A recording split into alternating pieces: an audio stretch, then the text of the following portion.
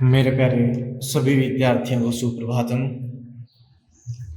Chapter number 8 चल रहा भाई, चुंबकत्व एवं चुंबकीय पदार्थों के गुण। चैप्टर के साथ आप जुड़े रहें, कंटिन्यू अपनी क्लासें रखें, ठीक है। सिलेबस अपना चल रहा है, कंप्लीट टॉपिक्स अपन कर रहे हैं, तो प्रत्येक टॉपिक को पढ़ें क्योंकि सभी टॉपिक्स एक दूसरे से रिलेटेड हैं, ठीक है। कल लास्ट में अपन ने एक टॉपिक स्टार्ट किया था, उसी को अपन आगे बढ़ाएंगे। वो था कि पदार्थों का चुंबकीय क्षेत्र में व्यवहार, उसके लिए फैराडे ने एक्सपेरिमेंट किया था और 3 प्रकार के पदार्थ बताए। तो इस प्रकार से जो अपना नया टॉपिक बनता है वो ये है कि जो चुंबकीय पदार्थ हैं वो कितने प्रकार के आते हैं, तो उनका वर्गीकरण जो है वो पढ़ेंगे अपन। तो नेक्स्ट है चुंबकीय पदार्थों का वर्गीकरण, ठीक है। 3 प्रकार के अपने पदार्थ पढ़े, जो फैराडे का प्रयोग था उसके अनुसार 3 प्रकार के पदार्थ होते हैं। पहला पदार्थ प्रतिचुंबकीय, इनको अपन डिटेल से पढ़ेंगे सभी को आज, प्रतिचुंबकीय। दूसरा पदार्थ अनुचुंबकीय पदार्थ, और तीसरा प्रकार का जो है वो है लोह चुंबकीय पदार्थ, ठीक है। 3 प्रकार के अपन पढ़ेंगे। इनमें सबसे पहले अपन लेके चलते हैं प्रतिचुंबकीय पदार्थ। देखो, कल अपन ने इसकी बात की थी कि वे पदार्थ जो कि असमान चुंबकीय क्षेत्र था, जो परिनलिका थी उसमें केंद्र पर चुंबकीय क्षेत्र होता है अधिकतम स्ट्रॉन्ग, और सिरों वाले बिंदुओं पर होता है दुर्बल प्रकार का, ठीक है। तो ऐसे पदार्थ जो कि असमान चुंबकीय क्षेत्र में, ठीक है, अधिक चुंबकीय क्षेत्र से कम चुंबकीय क्षेत्र की ओर अल्प बल से विस्थापित होते हैं, ठीक है। या फिर ये कह सकते हैं कि वे पदार्थ जो चुंबकीय क्षेत्र से प्रतिकर्षित होते हैं उन्हें क्या कहेंगे, प्रतिचुंबकीय पदार्थ कहेंगे। क्लियर है। तो प्रतिचुंबकीय पदार्थ ये होते हैं, और इनके जो गुण है इन पदार्थों का, इसको कहते हैं प्रतिचुंबकत्व। क्या कहेंगे, प्रतिचुंबकत्व। इसमें एग्जाम्पल्स अपन काफी सारे ले सकते हैं, बहुत सारे हैं, अधिकांश पदार्थ इसी श्रेणी में आते हैं। जैसे कि बात करूं मैं, सोना है, ठीक है, चांदी है, पारा,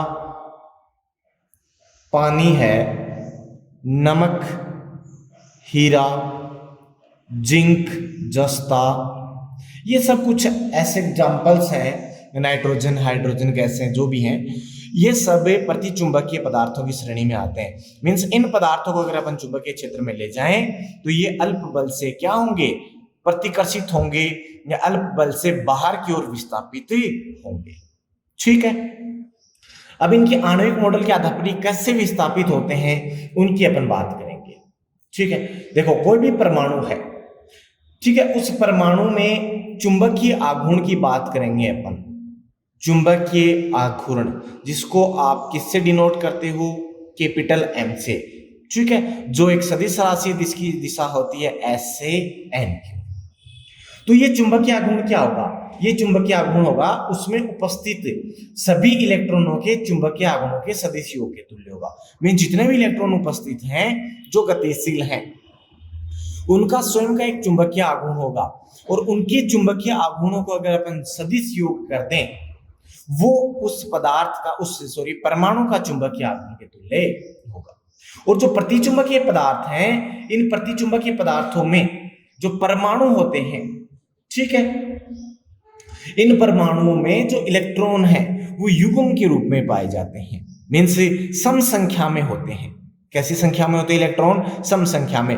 तो ऐसे पेयर के रूप में होंगे, ठीक है, जो कि पेयर के रूप में होंगे। तो देखो, एक दूसरे के विपरीत, अगर एक इलेक्ट्रॉन इस दिशा में चक्रण कर रहा है तो इसके साथ वाला जो पेयर वाला इलेक्ट्रॉन है वो इस दिशा में चक्रण करेगा, और विपरीत दिशा में चक्रित होने से इसके कारण जो चुंबकीय आघूर्ण है वो इसके कारण चुंबकीय आघूर्ण का क्या होगा, विपरीत। और विपरीत होने से दोनों एक दूसरे को क्या कर देंगे, निरस्त। इसी प्रकार सभी जो पेयर हैं, सभी युग्म है, उनमें होता है। क्लियर है। तो सभी युग्मों में जब चुंबकीय आघूर्ण निरस्त हो गया तो परिणामी चुंबकीय आघूर्ण क्या हुआ भाई? तो परिणामी चुंबकीय आघूर्ण प्रति चुंबकीय पदार्थों का क्या हुआ? शून्य हुआ। क्या हुआ? शून्य हुआ। क्लियर है? ये तो था जब नॉर्मल स्थिति में थे, लेकिन जब आपने क्या किया, इस प्रति चुंबकीय पदार्थ को बाह्य चुंबकीय क्षेत्र में रख दिया, ये कोई बाह्य चुंबकीय क्षेत्र था, इसमें उस प्रति चुंबकीय पदार्थ को आपने रखा, क्या होगा? इसके कारण इलेक्ट्रॉनों पर एक लोरेंज बल लगेगा। ये अपन पहले पढ़ चुके हैं। आवेश पर क्या लगेगा? लोरेंज बल। और लोरेंज बल लगने से जो युग्म था उस युग्म में 2 इलेक्ट्रॉन थे, तो इसमें एक इलेक्ट्रॉन का कोणीय वेग तो हो जाएगा कम, ठीक है, पहले दोनों का समान था, और एक इलेक्ट्रॉन का कोणीय वेग क्या हो जाएगा? अधिक हो जाएगा। मतलब जिसका कम हुआ वो तो हो गया, उसमें तो मंदन उत्पन्न हो गया, और जिसका इलेक्ट्रॉन का कोणीय वेग अधिक हुआ उसमें त्वरण उत्पन्न हो गया। तो एक का ज्यादा, एक का कम। तो इसके परिणाम स्वरूप यहां पे क्या होगा? एक परिणामी चुंबकीय आघूर्ण प्रेरित होगा। ठीक है, इसका मतलब है जब आप प्रति चुंबकीय पदार्थों को बाह्य चुंबकीय क्षेत्र में रखते हैं तो उनमें चुंबकीय क्षेत्र की विपरीत दिशा में एक चुंबकीय आघूर्ण प्रेरित होता है। ठीक है, और चुंबकीय आघूर्ण प्रेरित होगा तो देखो, जैसे मान लो कि पहले ये चुंबकीय क्षेत्र था और इसके विपरीत चुंबकीय आघूर्ण उत्पन्न हुआ, तो इसमें क्या कर देगा?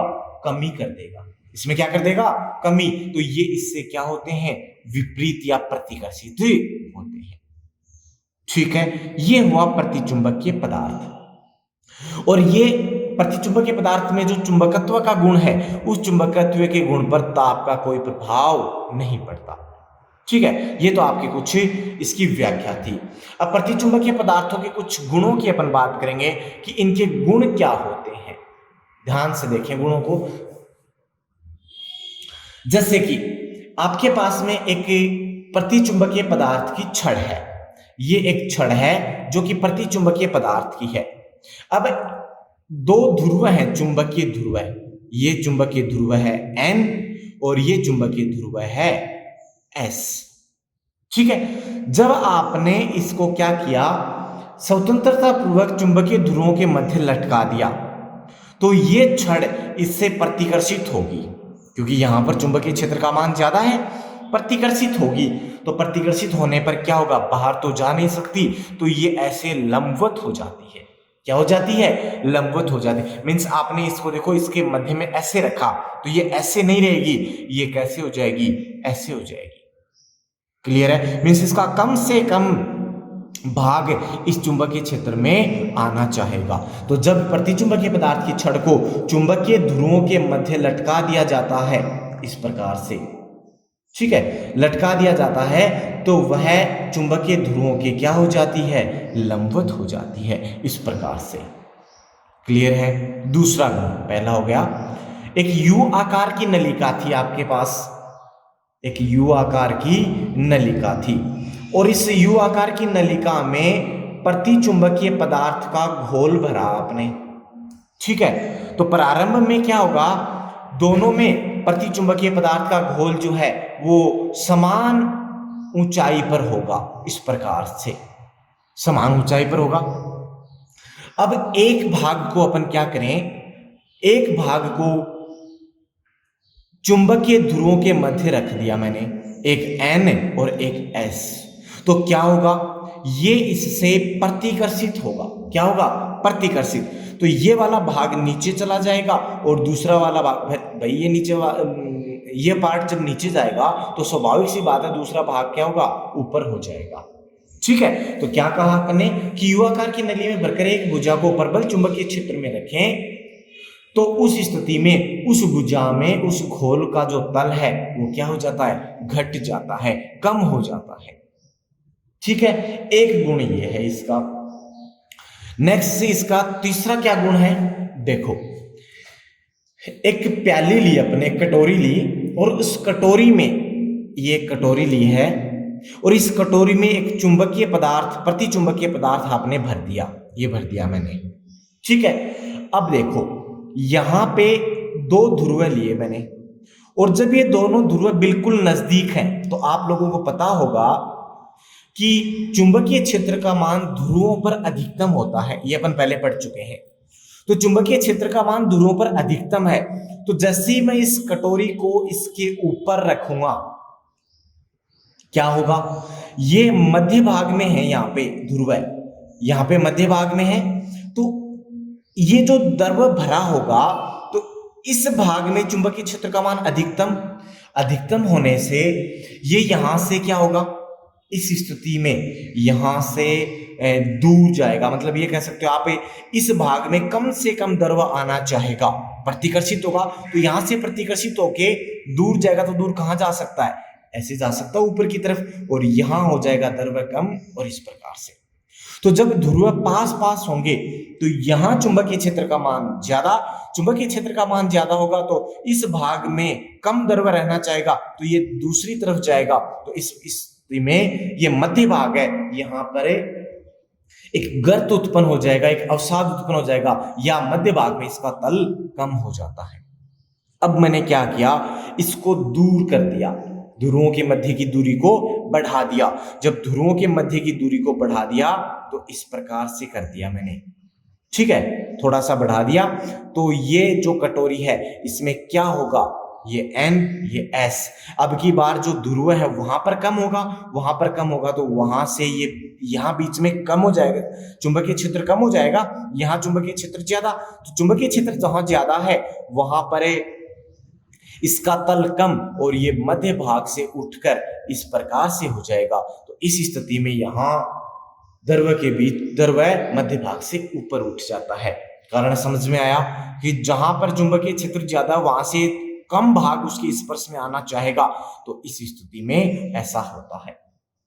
क्लियर है। नेक्स्ट इसके लिए जो गुण है कि इसके लिए प्रतिचुंबकीय पदार्थों के लिए ताप का कोई प्रभाव नहीं पड़ता, और जो इसके लिए चुंबकीय प्रवृत्ति है काई m, इसका मान ऋणात्मक होता है। इसका मान क्या होता है, ऋणात्मक, मीन्स नेगेटिव होगा, ठीक है। तो इसके लिए अगर आप ग्राफ प्लॉट करते हो तो ये चुंबकीय प्रवृत्ति है, ये टेम्परेचर, और ये चुंबकीय प्रवृत्ति, ये 0, तो चुंबकीय प्रवृत्ति का मान 0 से क्या होगा, नीचे होगा, मीन्स नेगेटिव डायरेक्शन, ठीक है। नेक्स्ट इसके लिए जो गुण है वो ये है कि इसके लिए जो आपेक्षिक, इन पदार्थों की जो आपेक्षिक चुंबकनशीलता है या आपेक्षिक चुंबकीय पारगम्यता है, मीन्स म्यू आर का मान है, वो 1 से कम होता है। क्या होता है, 1 से कम होता है, ठीक है। तो ये थे आपके प्रतिचुंबकीय पदार्थ। तो क्या होते हैं, उनकी व्याख्या किस प्रकार से करें अपन, फिर उनके कुछ गुणों की बात करेंगे अपन। तो आप इस प्रकार से इन पदार्थों को वर्गीकरण कर सकते हैं, ठीक है। नेक्स्ट अपना जो पार्ट आता है दूसरे टाइप के पदार्थ आते हैं अनुचुंबकीय पदार्थ। दूसरे प्रकार के कौन से पदार्थ होंगे, अनुचुंबकीय पदार्थ। देखो क्या होंगे, देखो वे पदार्थ जो कि वही असमान चुंबकीय क्षेत्र लिया आपने, उस चुंबकीय क्षेत्र में आपने रखा, तो वो कम चुंबकीय क्षेत्र से अधिक चुंबकीय क्षेत्र की ओर विस्थापित होते हैं, लेकिन अल्प बल से, मतलब धीरे से विस्थापित होंगे। ऐसे नहीं कि स्ट्रांगली अट्रैक्ट होंगे, नहीं, अल्प बल से होंगे, आराम से विस्थापित होंगे। मैं ये कह सकता हूं कि वे पदार्थ जो चुंबकीय क्षेत्र में अल्प बल से क्या होते हैं, आकर्षित होते हैं, उन्हें क्या कहेंगे, अनुचुंबकीय पदार्थ, ठीक है। जैसे कि मैं ये कहूं, उदाहरण लें, इसमें उदाहरणों की श्रेणी में आता है एल्यूमिनियम। क्या आएगा, एल्यूमिनियम जो कि अनुचुंबकीय पदार्थ है, और सोडियम, ठीक है, सोडियम के साथ में प्लेटिनम, ये क्या होते हैं, जो चुंबकीय क्षेत्र में रखें तो ये अल्प बल से चुंबकीय क्षेत्र में आकर्षित होते हैं या चुंबक की तरफ आकर्षित होते हैं, ठीक है, और ये अल्प चुंबकित हो जाते हैं। अब इनकी अपन व्याख्या पढ़ें तो ये देखो क्या होंगे। ये जो पदार्थ हैं इनमें इलेक्ट्रॉन जो हैं वो सम संख्या में नहीं पाए जाते। मतलब कैसे पाए जाएंगे, विषम संख्या में। तो विषम संख्या में पाए जाएंगे तो कुछ तो हैं वो तो युग्मित हो जाते हैं, लेकिन कुछ इलेक्ट्रॉन जिनको युग्म के लिए, क्योंकि विषम संख्या में है, जैसे मान लो कि 15 है तो 15 में से 14 इलेक्ट्रॉन है वो तो युग्मित हो गए, 7 पेयर बन गए, लेकिन एक इलेक्ट्रॉन तो बच गया ना। तो कुछ इलेक्ट्रॉन अयुग्मित रह जाते हैं और इन्हीं अयुग्मित इलेक्ट्रॉनों के कारण इसमें एक परिणामी स्थायी चुंबकीय आघूर्ण उत्पन्न होता है। क्या उत्पन्न होता है? परिणामी स्थायी चुंबकीय आघूर्ण। तो मैं ये कह सकता हूं कि ये पदार्थ में जो परमाणु हैं उन परमाणु में इलेक्ट्रॉन अयुग्मित अवस्था में पाए जाते हैं, जिसके परिणाम स्वरूप प्रत्येक परमाणु एक चुंबकीय आघूर्ण उत्पन्न करता है। तो ये कह सकते हैं जहां पे चुंबकीय आघूर्ण उत्पन्न हुआ है वहां पे क्या है? वहां पे द्विध्रुव है। तो मैं कहूंगा कि प्रत्येक परमाणु एक चुंबकीय द्विध्रुव की भांति व्यवहार करता है और इसे आप कह सकते हो परमाणुवीय चुंबक। क्या कह सकते हो? परमाणुवीय चुंबक कह सकते हो। ठीक है। जब आपने देखो, मैंने कहा कि ये द्विध्रुव की तरह व्यवहार करता है, तो जब द्विध्रुव को आप बाह्य चुंबकीय क्षेत्र में रखेंगे तो क्या होगा भाई? क्या होगा? उस पर एक बल आघूर्ण लगेगा। क्या होगा? एक बल आघूर्ण लगेगा। तो मैंने इस पदार्थों को क्या रखा? बाह्य चुंबकीय क्षेत्र में रखा। ये मेरे पास बाह्य चुंबकीय क्षेत्र था, इस बाह्य चुंबकीय क्षेत्र में मैंने इसको मान लो इस प्रकार से रखा है। तो इसमें क्या उत्पन्न हुआ? द्विध्रुव आघूर्ण उत्पन्न हुआ। इस द्विध्रुव आघूर्ण से यहाँ पर क्या बना? यहाँ पर बना बल आघूर्ण। क्या उत्पन्न हुआ? बल आघूर्ण। और ये बल आघूर्ण क्या करता है? इसको इस बाह्य चुंबकीय क्षेत्र के संरेखित लाने का प्रयास करता है, या बाह्य चुंबकीय क्षेत्र की दिशा में इस प्रकार से लाने का प्रयत्न करता है। तो क्या होगा? जब ये इसमें इसकी दिशा में आ जाएगा तो अधिकांश परमाणु जो हैं वो चुंबकीय क्षेत्र की दिशा में संरेखित हो जाते हैं, और चुंबकीय क्षेत्र की दिशा में संरेखित होने से क्या होगा? यहाँ पर जो ये पदार्थ हैं ये चुंबकित हो जाते हैं। क्या हो जाते हैं? चुंबकित। देखो मैं डायग्राम बना के दिखाऊं आपको। तो पहले जब चुंबकीय क्षेत्र की अनुपस्थिति थी, बाह्य चुंबकीय क्षेत्र की अनुपस्थिति, तो सभी इलेक्ट्रॉन जो हैं वो रेंडमली रहते हैं, यादृच्छिक रूप से रहते हैं। देखो किसी की दिशा इधर है, किसी की दिशा इधर है। ठीक है, ये इलेक्ट्रॉन्स हैं, इन इलेक्ट्रॉनों की दिशा डिफरेंट है, तो परिणामी कुछ मात्रा में ही प्राप्त होगा। लेकिन जब आपने इसको बाह्य चुंबकीय क्षेत्र में रखा तो सभी इलेक्ट्रॉनों का जो आपके पास में चुंबकीय आघूर्ण है, बाह्य चुंबकीय क्षेत्र की उपस्थिति, ठीक है, तो उस स्थिति में ये सारे इलेक्ट्रॉन एक दिशा में संरेखित हो जाते हैं इस प्रकार से। ठीक है, और परिणामी चुंबकीय क्षेत्र या परिणामी चुंबकीय आघूर्ण उत्पन्न हो जाता है। क्लियर है? ये तो इसकी व्याख्या हो गई। अब इसके भी कुछ गुणधर्म होंगे।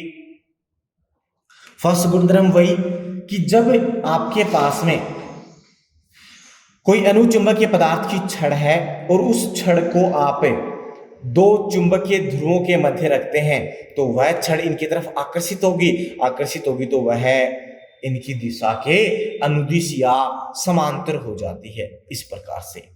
तो जब अनुचुंबकीय पदार्थ की छड़ को चुंबकीय ध्रुवों के मध्य लटकाया जाए तो छड़ चुंबकीय जो क्षेत्र है वो उसकी क्या हो जाती है? समानांतर हो जाती है। दूसरा, यू आकार की नली में, तो यू आकार की नली में एक आपने अनुचुंबकीय पदार्थों का घोल भरा, तो पहले प्रारंभ में दोनों समान तल में थे। ठीक है, दोनों समान तल में थे, और जैसे ही एक भुजा पर चुंबकीय ध्रुव लगाए तो उसमें क्या होगा? वहां पर चुंबकीय जो घोल है, पदार्थ का घोल है, उसका तल बढ़ जाता है और दूसरे का क्या हो जाएगा? कम हो जाएगा। ठीक है, तो एक भुजा को परबलीय चुंबकीय ध्रुव के मध्य रखा तो उस भुजा के घोल का तल ऊपर उठ जाता है। क्लियर है? थर्ड वाली कंडीशन क्या होगा?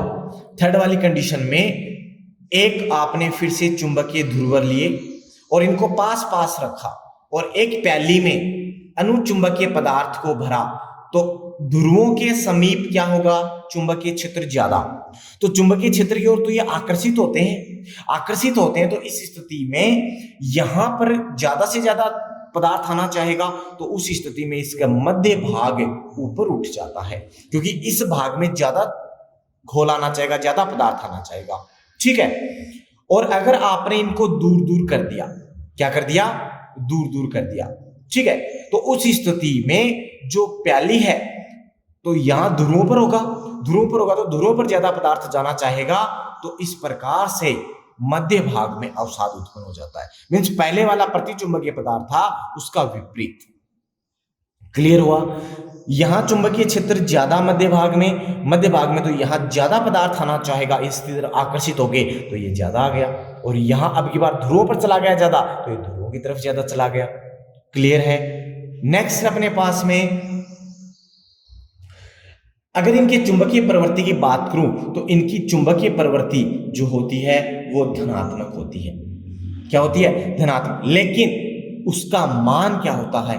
कम होता है। तो कम मान की होती है लेकिन धनात्मक होगी। और अगर अपन आगे बढ़ेंगे इसमें जो क्यूरी एक साइंटिस्ट थे, उन्होंने एक नियम दिया, उनके अनुसार जो चुंबकीय प्रवृत्ति है अनुचुंबकीय पदार्थों की वो परम ताप के समानुपाती होती है। ये T इसका क्या है? एब्सोल्यूट टेम्परेचर, परम ताप है, इसके समानुपाती होगी, जिसको हमेशा अपन केल्विन में लेते हैं। और जब यहां से समानुपाती चिन्ह हटाओगे तो बराबर आ जाएगा C/T, जहां पे C एक क्या है? नियतांक, जिसे क्यूरी नियतांक कहा जाता है। क्या कहा जाता है? क्यूरी नियतांक कहा जाता है। तो T के साथ में अगर इसका अपन ग्राफ बनाएं, पहले वाले में ताप के साथ निर्भर नहीं कर रहा था प्रतिचुंबकीय, ये ताप के साथ निर्भर कर रहा है। और कैसे कर रहा है? व्युत्क्रमानुपाती। तो इसके लिए अगर अपन ग्राफ प्लॉट करें तो ये ताप T और ये चुंबकीय प्रवृत्ति तो धनात्मक दिशा में है, लेकिन कैसे है? व्युत्क्रमानुपाती। तो व्युत्क्रमानुपाती का ग्राफ कैसे आएगा? इस प्रकार से आएगा। क्लियर है? तो ये आपका प्रतिचुंबकीय पदार्थ कंप्लीट हुआ। ठीक है, तो दो प्रकार के पदार्थ अपने आज पढ़ लिए, एक प्रतिचुंबकीय पदार्थ और एक अनुचुंबकीय पदार्थ। ठीक है, जो अपना लौह चुंबकीय पदार्थ है उसकी चर्चा अपन नेक्स्ट क्लास में करेंगे। क्लियर है? तो इन दोनों को आप ध्यान से पढ़ें, खास कर इनके जो गुण हैं उन गुणों को आप याद रखें, क्योंकि कई बार इसमें गुणों पर क्वेश्चन पूछ लिया जाता है, अंतर पूछ लिए जाते हैं। ठीक है, तो आप इसको ध्यान से वीडियो को देखें, समझें और नोट्स आप नोट करें। क्लियर है? और जो भी आपके डाउट्स हैं उन डाउट्स को आप कमेंट बॉक्स में पूछें। और वीडियो अगर आप पसंद आता है आप लोगों को तो आप इसे लाइक किया करें। ठीक है, लाइक करें, ज्यादा से ज्यादा इसको आप शेयर करें। धन्यवाद।